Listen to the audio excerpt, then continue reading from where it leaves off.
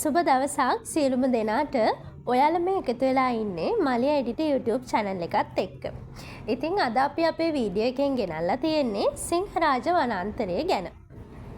ශ්‍රී ලංකාවේ පිහිටා ඇති වැසි වනාන්තරයක් තමයි මේ සිංහරාජ වනාන්තරය කියන්නේ. ඉතින් අපි යමු අපේ වීඩියෝ එකට.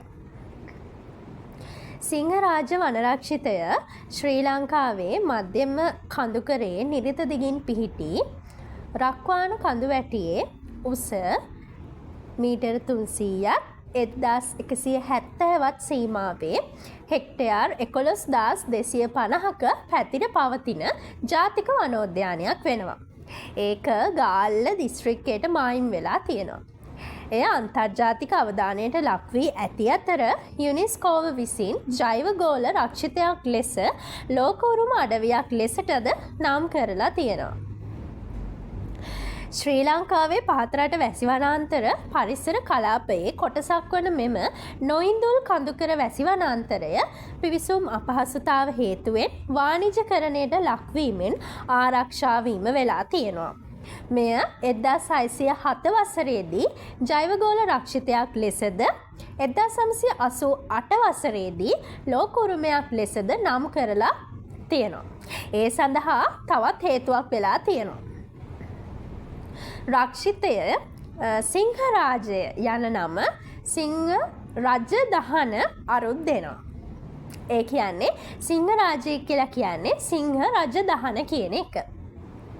රක්ෂිතයේ නැගෙනහිර දෙස සිට බටහිර දෙසට දුර කිලෝමීටර් 81ක් සහ උතුරු දෙස සිට දකුණු දෙසට උපරිම දුර කිලෝමීටර් 7ක් වුවද එය ශාක විශේෂ මෙන්ම කෘමීන්, උභයජීවීන්, උරගයින්, පක්ෂයින් සහ ක්ෂීරපායින් ඇතුළු ආවේනික ජීවී විශේෂ සඳහා සුරක්ෂිත අභය භූමියකි. ඝනශාක වැස්ම හේතුවෙන් යාල වැනි වියලි කලාපීය වනෝද්‍යාන මෙන් වන සතුන් මෙහිදී පහසුවෙන් දැකගත හැකි නොවේ.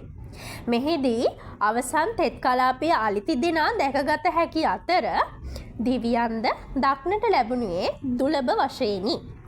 මෑතකදී දුර්ලභ කළු දෙවියෙකුගේ කොටියෙකුගේ මරණයක් වාර්තා වූ අතර බහුලව දැකිය හැකි විශාලම ක්ෂීරපායි ජීවියා වනුයේ ශ්‍රී ලංකා අලුවඳුරයි.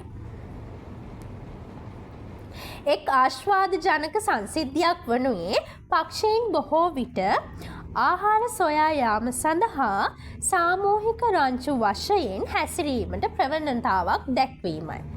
මෙවැනි රංචුවක් බොහෝ විට මහා කවුඩා සහ රතු දෙමලිච්චා යන පක්ෂි විශේෂවලින් සමන්විත වෙනවා.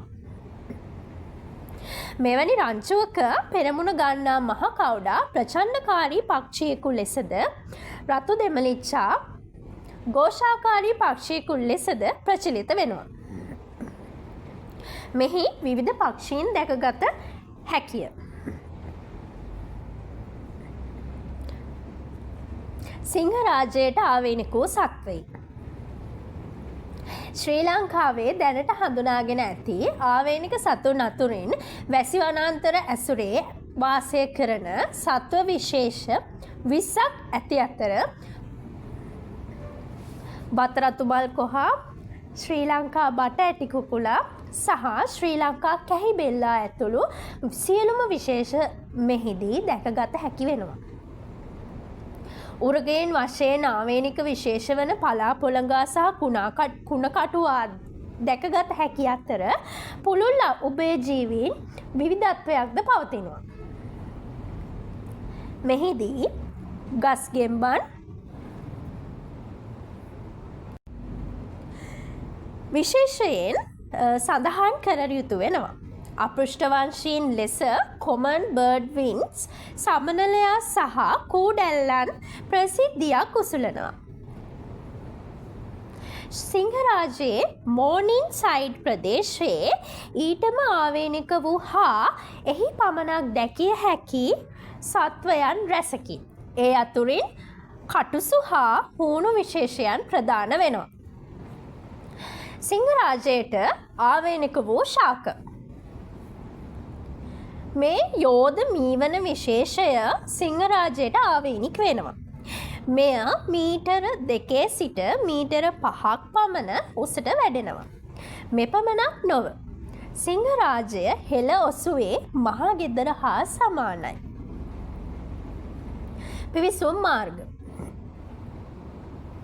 ලංකාගම පිවිසුම කොළඹ හරහා දක්ෂිණ අධිවේගී මාර්ගයේ වැලිපැන්න පිටවීම පැලවත්ත නෙළුව ලංකාගම. ගාල්ල උඩුගම තවලම නෙළුව ලංකාගම පිවිසුම කුඩුව හරහා පිවිසුම කොළඹ කලවාන කුඩව. කොළඹ ගාල්ල දෙනියාය පල්ලේගම මෝදේරී පිටිය පිටදෙනිය. කොළඹ ගාල්ල දෙනියාය විහාර හේන සමන්ගල පිවිසුම. පරිසරයේ ගොඩක් සත්තු විශේෂ සහ අපි නොදන්නා ශාක විශේෂ මෙහි අඩංගු වෙනවා. ඉතින් ඔයාලා මේ සිංහරාජ්‍ය වනය ගැන දැනගෙන හිටියද මෙච්චර කරුණු ගොඩක්.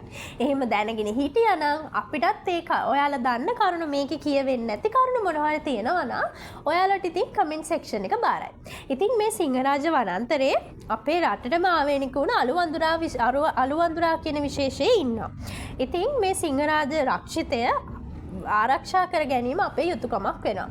ඉතින් ඔයාලා හැමෝම අපේ මලි එඩිට YouTube channel එක subscribe කරලා නැත්නම් subscribe කරලා bell icon එකත් ඕල් දාලා තියාගන්න. මේ වගේ වටින වීඩියෝ හැමදාම නරඹන්න ඕන. එහෙනම් අපි අදට ගිහින් එන්නම්. ඔයාලට සුබ දවසක්.